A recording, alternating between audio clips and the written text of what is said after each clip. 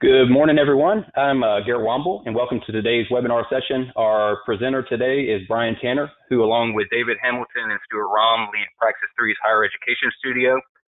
Today, Brian is going to share some of PRAXIS3's experience with renovating mid-century and older buildings on campus and talk through specific considerations for modernizing these buildings for their continued use. A recorded version of this webinar will be made available to you by email following today's presentation. During the second half of the presentation, we'd love to hear from you and answer any questions that you may have. You can ask those questions via the chat located on the right-hand side of the screen throughout the presentation. I'd like to welcome anyone who's just joining us, and with that, I'll let Brian get us started. Thanks, Garrett. Good morning, everyone. It's good to see you. I wish I was seeing you in person. It's a lot more fun that way, but this is kind of a new situation for all of us. So let's see how this goes and enjoy this. Hopefully, we're going to talk about 7 tips for renovating your mid-century building. So let's go ahead and get started. Tip number 1, we're gonna go through 7 of these. Tip number 1 has to do with improving envelope performance. So taking a step back for a second, it's really, if I were able to say with a yes or no answer, should I build a new building or should I renovate an existing building, this would be a very short podcast. You all are involved in managing properties. You understand that the question is more complicated than that. The answer certainly is more complicated. So we're going to assess specific aspects of mid-century buildings and things that we should pay attention to, with an emphasis on what we should pay attention to before we set kind of preliminary budgets for projects. So this is kind of all about the feasibility or due diligence phase of projects and how we set them up for success in the future. So tip 1, improving envelope performance. It's not a secret that most mid-century buildings have very little insulating value in the building envelope, whether that be a masonry wall or a mass wall, concrete wall, frame wall, or glazed wall. Most of the components are not what we would typically use here in the 21st century, and they have a very low performance profile for the most part. These are some examples of a project that we did. On the left, you see a project in Decatur, which is using a roof system that is truly no longer used anymore, which had to do with paper and a grid of wire that held up a concrete slab. It's a kind of an unusual system, but it does not do a very good job of insulating anything. And on the right, you see one of our projects at Abraham Baldwin Agricultural College that had an exterior wall that had very little insulation in it. Once you start into demolition, if you're lucky enough to be able to do some investigative demolition, which is a really valuable thing to do if you're able to, you can often find locations in a building just by removing a window or a louver or something like that to get a glimpse into the wall section and have a better idea of what is inside the wall. It's not always possible, and it's not always beneficial to do that, but here you see situations of a building where we did have that opportunity to look in there and see what was in the existing building. One thing we learned is that putting insulation into an existing masonry wall or even an existing frame wall is a pretty invasive thing to do. It's pretty expensive to do. It takes a lot of effort and time, and it's not always the best use of resources in terms of improving the building's performance. So what we like to emphasize during the preliminary phase of a project is impact. And by impact, we mean, where are you going to get the most energy efficiency per dollar spent? And oftentimes we've found that focusing on openings and the truly weakest parts of a system, which are generally openings, windows, doors, louvers, those sorts of openings, are a more impactful way to approach improving envelope performance than in just doing what would otherwise seem to be a really rational thing to do, which is add insulation to a wall that doesn't have any. And it's not always that simple. It's, in fact, it seems counterintuitive, but oftentimes that's not the best way to approach the building. So for envelope performance, what's the takeaway? Racking up R value points isn't always the best way to improve envelope performance. Oftentimes it's about focusing on openings where you can really radically alter the profile of the envelope just by focusing on glass, frames, shading, and so forth. This is a project we've just completed at Georgia Tech that uses high-performing curtain wall systems in the envelope and uses shading systems to further enhance the energy efficiency of the glazing system. So tip number 2, the energy model is your friend.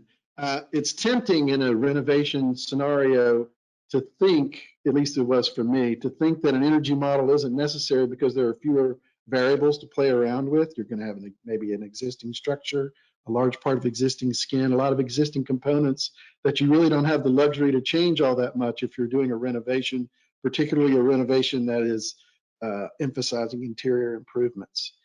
In fact, with a renovation of one of these types of buildings, doing an energy model can be incredibly useful to do. We see on the screen here some charts from a project that we completed a few years ago, where the gray bar you see on the left of the screen is an energy model of an existing building prior to renovation. And you see that its EUI, its energy use intensity, is 121.4, which is an extremely high number. We would not design a building to have a number like this today, and we would do everything we could to improve that performance. The energy model is done using ASHRAE procedures to assess the performance profile of a building. And for a new building, which you see on the far right, you see an energy model of an actual design, and you can see the performance of that one, the one that says current design, without central plant losses, 43.3. That is the model of the building as designed at that particular moment of the design phase of the project. And so you can compare that 43.3 number to that 121.4 number and see a radical improvement of energy efficiency, at least with regard to EUI, by using the energy model to compare the design toward the existing condition. But on a standard project, a new construction project, what the ASHRAE 90.1 asks you to do is create a baseline project, which is a hypothetical building that is kind of like the one you're doing and kind of in the same climate that you're in and kind of has the same uses and kind of is like it, and serves as a sort of hypothetical building to compare, hypothetical average performing building to compare yours against. And you can see the first colored bar to the right of the gray bar, the one that scores at 75.6, is the lead baseline or the ASHRAE baseline for the design that you see played out in all the other analyses to the right. So you see the comparison between the baseline model, 75.6 versus 43.3, you're seeing a substantial improvement, almost a 50% improvement. But when you actually compare the real existing building, the thing that you're actually improving, you can see that your benefit is actually a lot more than the standard energy model would maybe lead you to believe. This is why it's useful to do this with an existing building, because you can see it's easier to make decisions about investing in energy efficiency when you can see this kind of improvement. And it's not abstract based on a standard. It's actual performance of one building versus another. And that will affect first costs and long-term costs. And that's something that folks like yourselves, property managers and property owners can benefit from. So what's our takeaway? A small early investment to do an energy model on your existing building and your proposed scope can have savings both in first costs and long-term costs. First costs by saving you from doing things that might not have impact, like we were talking about in tip 1. Also, emphasizing things that will have big impact, and then assessing the costs. And then long-term costs, we all kind of have a decent understanding that there's a return on investment for energy efficiency. And I think the folks on this call are pretty sophisticated with regard to those things. And so it's a good way to get a better handle on what your ROI will be on energy efficiency improvements. Tip 3, watch the dew point. Now, I am an architect, I am not an engineer, so my knowledge of how all of this thing works and what that crazy chart on the right of the slide means, I know actually very little about. But I do remember, as you probably do, some of you may be engineers in the audience, but I do remember in chemistry or physics class where we talked about the concept of dew point and condensation and the cold glass on a hot, humid day and how water droplets form on the outside of the glass. The dew point is the temperature at which airborne vapor condenses to form liquid water. So those droplets on the outside of the glass, on the cold surface of the glass, is what happens when the dew point is reached relative to the stuff that's inside the glass. Why does that matter? Well, if you are in the northern part of the United States, and if you look at the map on the left there, all of the area that's above that squiggly white line that kind of divides Georgia in half, all of the areas, most of the areas, and the farther north you get in that area, are really affected in a pretty big way by dew point analysis, and it is a pretty common practice in the northern part of the country to do an actual dew point analysis of your building, because it can illustrate where condensation is going to happen inside the section of an exterior wall. And that's a bad thing, as you all know. Moisture is our enemy. In fact, the architect's #1 job is keeping moisture out of the section of exterior walls. So in the north, that's a really important thing. In the southeast, it's a little bit less important, and certainly south of that squiggly white line, it's not all that important, because we have far greater moisture problems to deal with. We have extremely high humidity, we have hurricanes, we have more rainfall than they have in the Pacific Northwest. We have a lot of moisture to deal with in our envelopes, and dew point, frankly, isn't at the top of the list. But the phenomenon of condensation and the phenomenon of managing moisture in an exterior envelope is really important, and it's especially important in a mid-century building. So in the southeast, where most of us are located, we really just need to focus on two primary things. One, the envelope should adequately retard moisture movement into the building. Two, accumulated moisture in the envelope, that's the exterior walls and windows, should be allowed to evacuate or evaporate. Those two words sound very similar, but evacuate and evaporate. We're going to talk a little bit more about those in the coming slides here. So on the left, you see an actual detail from a building built in the 1950s.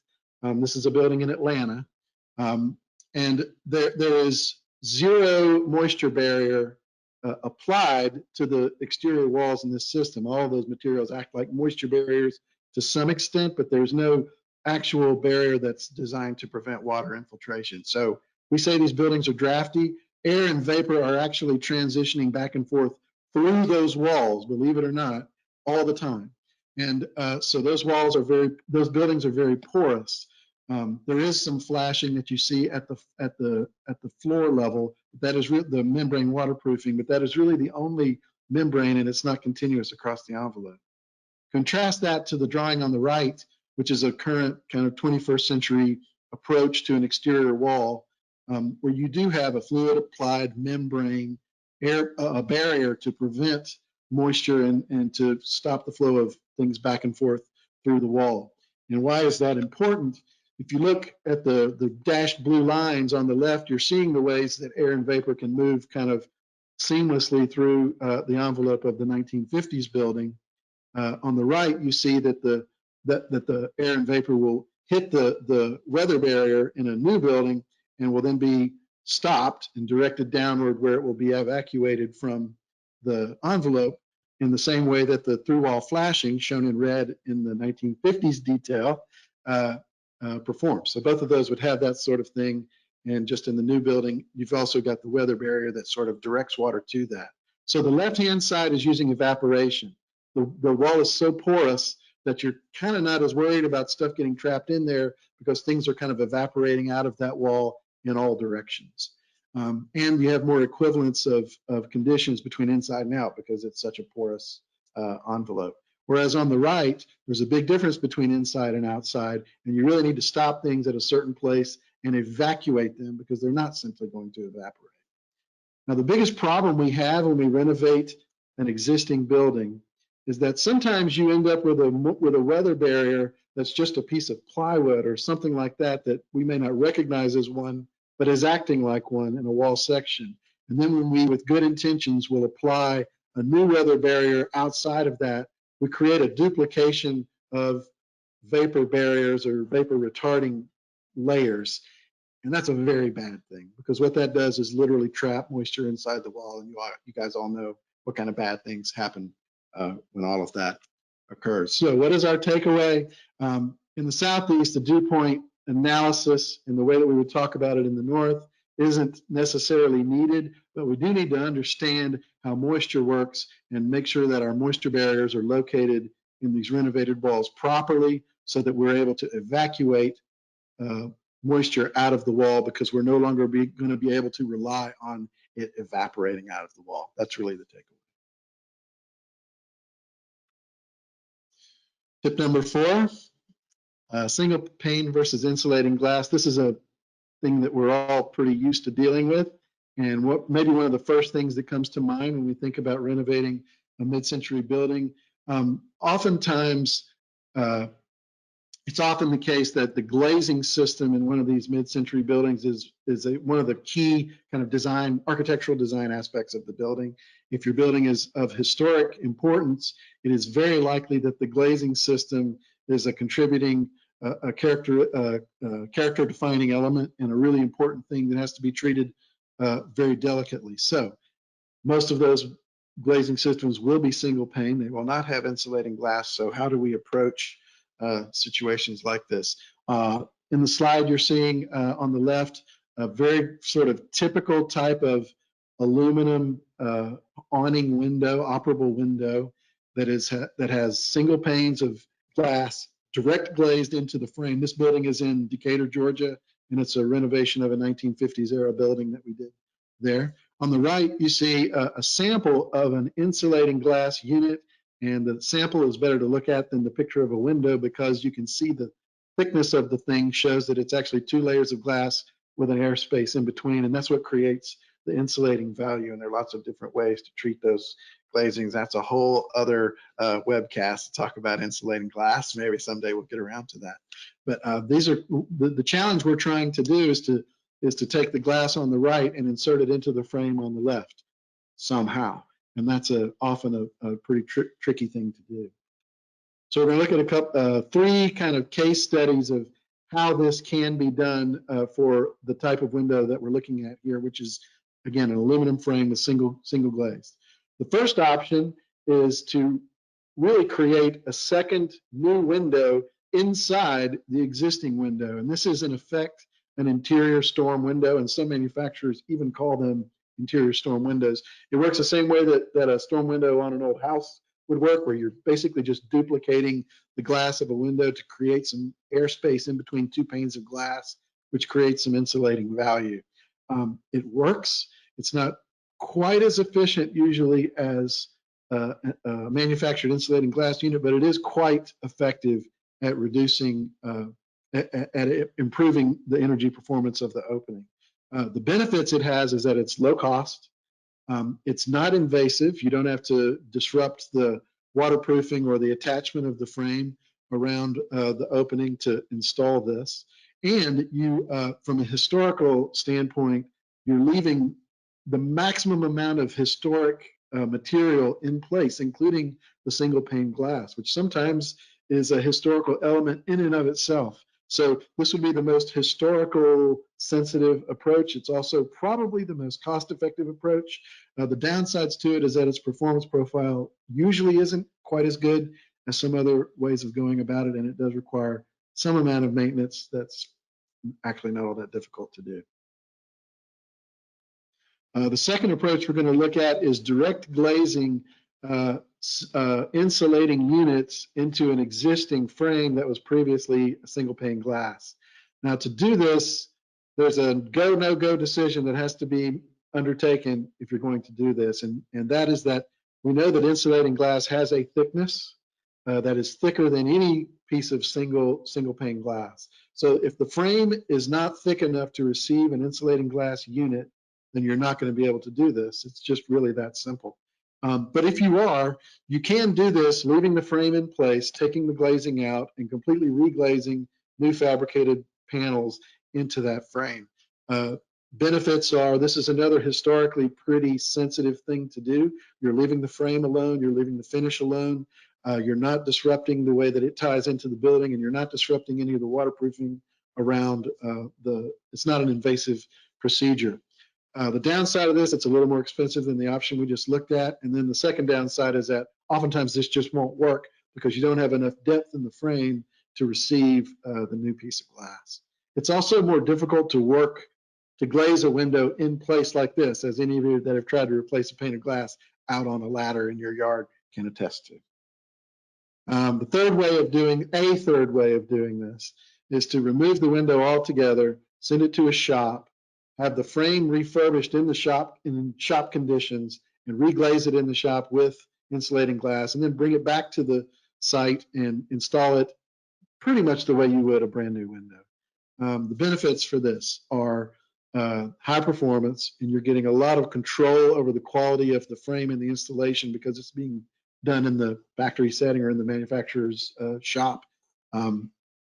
You have a very consistent finish. You have the opportunity, in this particular example, the frame is not able to be re-anodized, and it needed to be, because the anodizing pits that the manufacturers have just weren't big enough to accept the frame. You could only do little pieces, and by that time you've taken the thing apart. So it ended up having to be powder coated with a color that was matched to a historic kind of mill finished aluminum color, and has a good effect. But it's a very high performance finish system. So you get a good finish, a good installation. Things are pretty predictable, and you're getting kind of a redo on the whole window. Downside of this is that it's the most expensive way to do it. It is the most invasive thing. You can often open a bit of a can of worms when you open up an opening and break the waterproofing envelope around a window. So again, all of these things need to be considered before you decide how to approach what sounds very simple, replacing single pane glass with insulating glass. So what's the takeaway?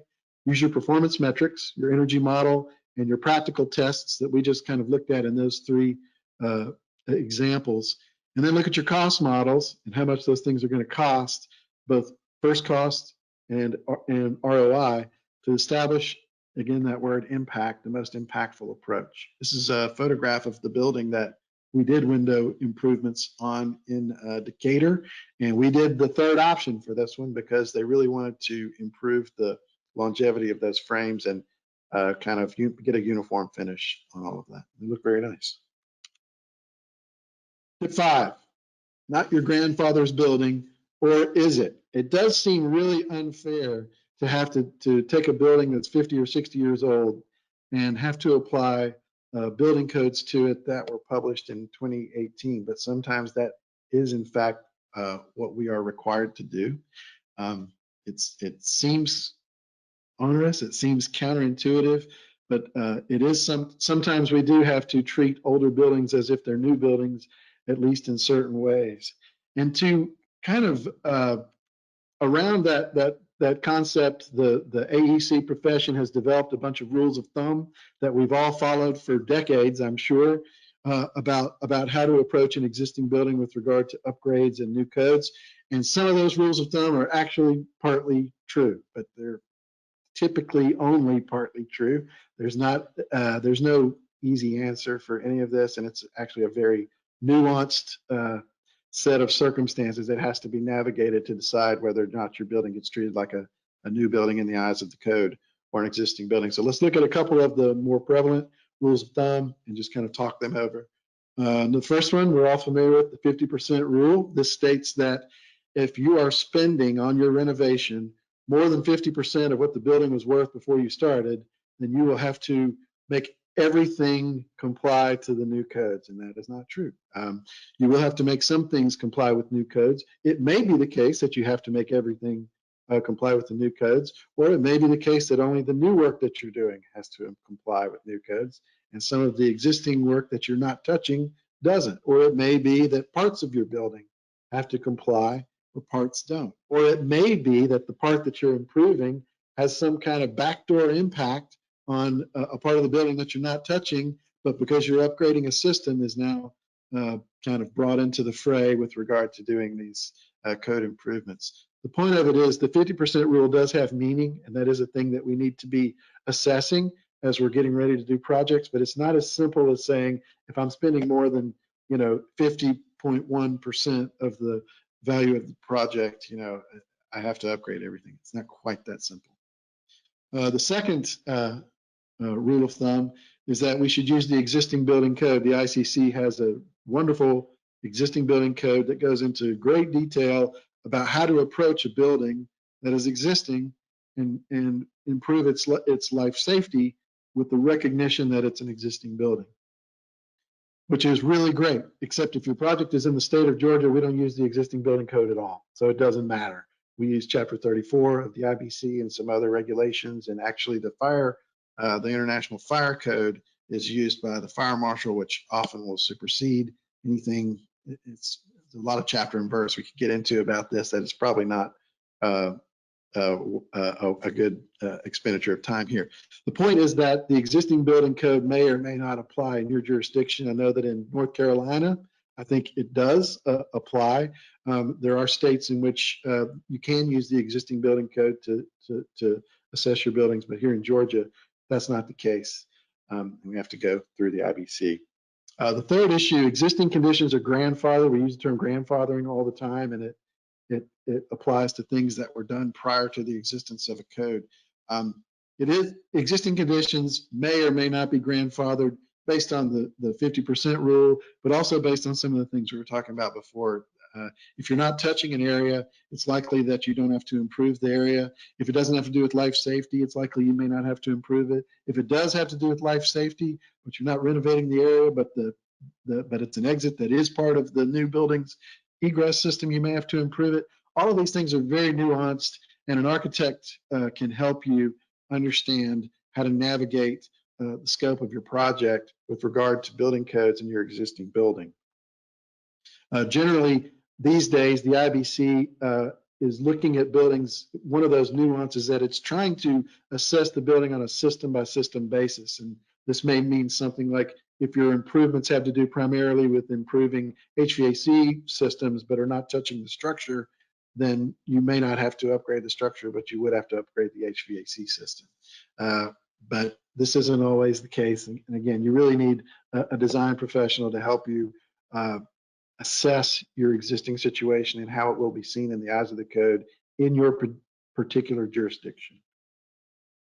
That is the takeaway. Get a DP or a code consultant to review the codes before you develop your project budgets, because whether or not a building meets the threshold of having to upgrade to new construction codes is quite possibly the most impactful budget decision you would have to make in deciding to renovate a project. Upgrading egress systems, adding sprinkler systems, changing walls from non-rated to rated, a building being a high-rise or not a high-rise. These are all really, really important factors in establishing scope and budget. So a design professional can help you quickly assess those and make a smarter decision.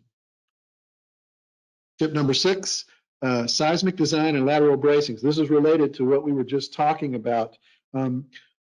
Mid-century buildings were designed with incredibly stout structures to resist gravity loads. So they will stand up.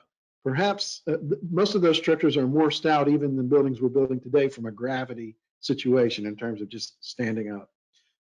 However, most of them have very little attention paid toward lateral design systems. They have some buildings have zero intentional lateral resisting system at all. And this is obviously not the way we design buildings now, and our codes are all developed around resisting lateral loads, which means wind loads or seismic loads. So these have to do with how the building resists moving side to side. And it's often the case, you see in the image on the left of your slide, you're seeing what looks like a concrete frame building with infilled clay masonry tile, structural clay tile infill, which looks an awful lot like a shear wall or a wall that would resist racking or lateral movement. In fact, there is no reinforcing whatsoever in this wall, in the clay masonry part of the wall. And you can see where they've inserted plumbing. There are bathrooms on the other side of that wall. They just knocked out the clay as they needed to run pipes. This is nothing more than a partition system really for them. And so these walls aren't doing a whole lot to help us in a lateral design situation. This is an image of a building in Atlanta, Georgia. This is an image of a building at Georgia Tech. And I joke that this looks like we're building the Temple of Ramses in Egypt, ancient Egypt, underneath the building here. It's an incredible excavation. And all of this work was done. We had to excavate, not only take out the slab, but excavate down to the bottom of the footings and install an entirely new mat slab across most of the footprint of the lowest level, just so that we could insert a concrete shear wall that would extend 5 stories up into the air.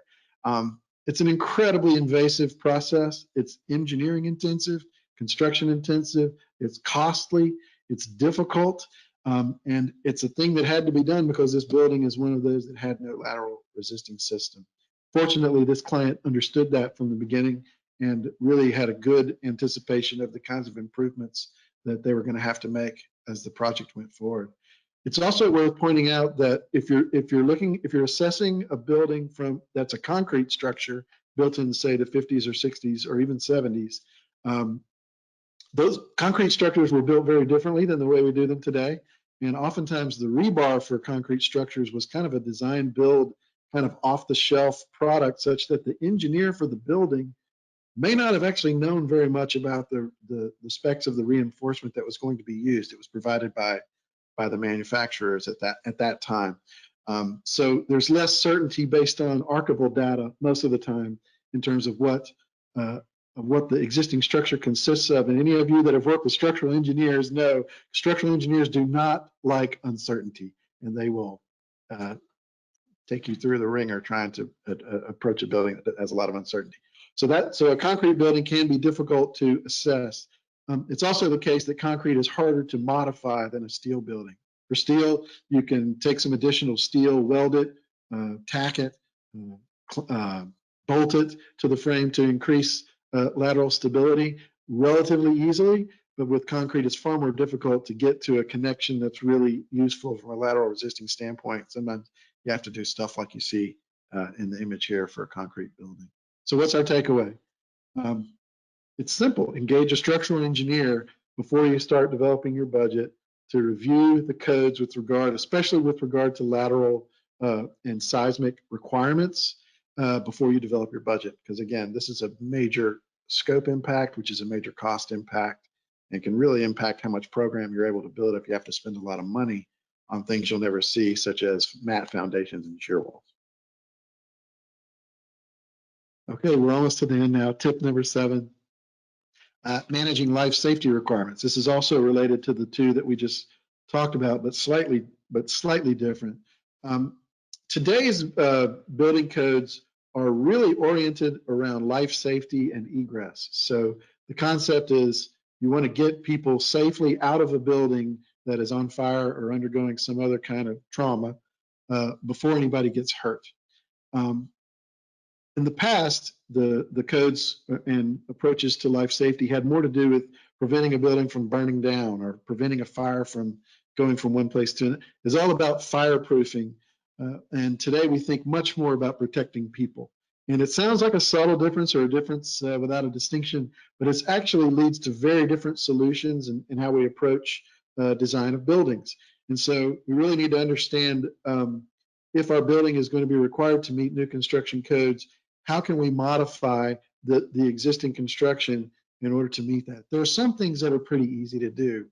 Repairing railings and things like that are relatively easy to do. Spraying on fireproofing is a relatively easy thing to do. Like you see on the right, some fireproofing that needs to be repaired. But more difficult to do is to improve perhaps the makeup of an existing rated wall, for example, or something like that. Architects today, when we design new buildings, have it really easy, almost too easy when it comes to rated walls, because we have Underwriters Laboratory UL listing assemblies, which are pre-tested, laboratory tested assemblies that are specific to products that will tell you how a given wall under a given set of circumstances is going to perform in a fire. Now, the benefit for that is that an architect can almost literally just say this wall is a UL design number U411 2-hour wall, and a contractor will know exactly what they need to do to build that wall, meet the safety requirements. The AHJ will understand exactly what is meant by that, and will have confidence that the wall will actually perform to the protection level that it's supposed to. Conversely, in the 50s and 60s, and in the middle part of the 20th century, before the UL assemblies were established, we didn't have this, and we were doing a more sort of practical approach. It's safe to say that if you look through the UL book, which is about yay thick, you will not see an assembly that reflects what we're seeing in the slides on the screen right now. They're just not really there. And if they are there, they're not going to be specific enough. They're going to be so specific that your particular situation in your wall probably won't match it. And that's what UL is based upon. It's a zero tolerance thing. You have to have literally every piece exactly where it says you have it in order to comply. So how do we decide if a wall is rated? Fortunately, the IBC has a component method that we can use to assess how a wall is going to perform with regard to fire resistance, where we can look at each layer individually, find out what material it is, find out what its properties are, its thickness, how it's made, how it's put together. And it tells us piece by piece what the fire resistance of that layer can be. It's kind of how we calculate R value when we're looking at building envelopes also. We can kind of add them together using a certain complicated formula that tells us what the fire rating of existing wall. Architects don't like to do that because it's not very fun and it's very tedious, and it is not the sort of thing that really gets us, that we wake up in the morning excited to do, but it is a very useful thing to do. And it can be something that can save a lot of invasive work and probably some money if we can, do the labor it takes to actually assess these existing conditions and decide whether or not they're able to be leveraged in a new design for fire protection. So what is the takeaway? Analyzing existing rated walls using a component-based approach can reduce cost. It's kind of that simple. If you can get your design professionals to do this, you can, at least in certain fire rating situations, you can reduce the amount of work that has to be done on a project. And with that, I think we've gone through all the 7 tips. Garrett, I think we were gonna maybe take some questions. Yeah, we've gotten a few really good ones. We've also received a couple of requests for additional information on specific projects. I'll follow up offline with that information on those specific projects. But one of the questions here is, how can we know if we need or if an existing stair meets code? How can we know when an existing stair meets code? I think what we're really trying to get at is what do you have to do to make an existing stair meet code? Right. So there are parts of stairs, we touched on this a little bit earlier, there are parts of stairs that are easy to fix, even if they don't meet code. If your railings don't meet code, that's pretty easy to repair. If the enclosure around an exit stair doesn't meet the fire resistance standards, that's pretty easy to fix, either by adding new material or assessing the wall like we just talked about, and maybe adding materials or patching some things. What is hard to know, and I guess this is really what the question is that the stair width and the rise run are going to be the thing that determine 99.9% of the time. That's going to determine whether or not a stair can remain, even in a modified situation. And there's not much that can be done about that, especially if it's a concrete stair. The new codes are all about safety, so egress width is a key concept of life safety. Providing enough width in our corridors and doorways and stairways for a specified number of people to evacuate a building. Some existing stairs won't meet that width minimum. Likewise, rise and run, if the stair is too steep, which is generally the problem, that is not easily fixed, and in that case, you probably have to build a new stair. Now, I'll just add that on those dimensional considerations, we probably want to look at the areas directly adjacent to that stair too, to see approaches and door swings and that kind of thing along the path of egress to get to that stair. And from a rating or enclosure or protected sort of exiting point of view, depending on those dimensional things that Brian mentioned, it is often the case that things can be added to the existing condition, layers of gypboard or shaft wall and that kind of thing to meet the current code requirements. Another question here is, what about sprinklers? In the second part of that is, are sprinklers always required? Sprinklers always required. So the answer is no, but it's a more complicated no. In my experience working with education clients, and most of my experience has to do with public institutions, so state schools. In my experience, the individual college or university or the state will probably have more restrictive requirements with regard to whether or not sprinklers have to be used than the code does. The code actually allows lots of buildings to be built lots of ways. And based on how big something is and how many stories it is and what uses it includes, it allows you to assess whether or not you want to invest in sprinklers or not sprinklers. And, you know, put simply, you can build a bigger building if you put in sprinklers and a small one if you don't. So that sometimes the code requires you to do that because the building was built too large in the past to comply with current standards of minimum size or maximum size to not have sprinklers. But more often than that, I've found that the university has a policy based perhaps on insurance requirements or other sorts of mission, that safety mission, which will have to do with life safety, or the state has a standard for its properties that requires sprinklers. So the good news is that a sprinkler system is one of the more predictable things that you can add to a building. You kind of, from a square footage standpoint, you generally have a pretty good idea of what it's going to cost to do that. It can be invasive to do, but it is a thing that it's not an uncommon thing for a building to be retrofitted with sprinklers, and so it's a thing that we have pretty good cost data on, and we can assess pretty quickly what the impact of that would be. And I think to some of your earlier points, the addition of a sprinkler system or the existence of a sprinkler system factors into some of those conversations you were having, given that a lot of campus buildings may have mixed occupancy. So having that sprinkler system will allow a little bit more leniency with the separation of those occupancies and that type of thing as well. So that should be a consideration in addition to this point. That is a really good point, Garrett. You know, the sprinkler system costs X. But what we don't understand necessarily when we add a sprinkler system is what we're saving by not having to do the other things that Garrett's talking about. So there's a lot of fire rating and fire dampers and area separations and all kinds of other things that we might have to do if we didn't have a sprinkler system, that a sprinkler system prevents us from having to do. So that's a very good point. Okay, well, thank you all for those questions, and thanks to everyone for joining today, and thank you, Brian, for sharing all these really important considerations for renovating older campus buildings. I hope that everyone found the session informative and that your current and future projects go smoothly, they're delivered on time and within budget. So thanks again for joining, and we look forward to talking with you again soon. Thanks, everybody.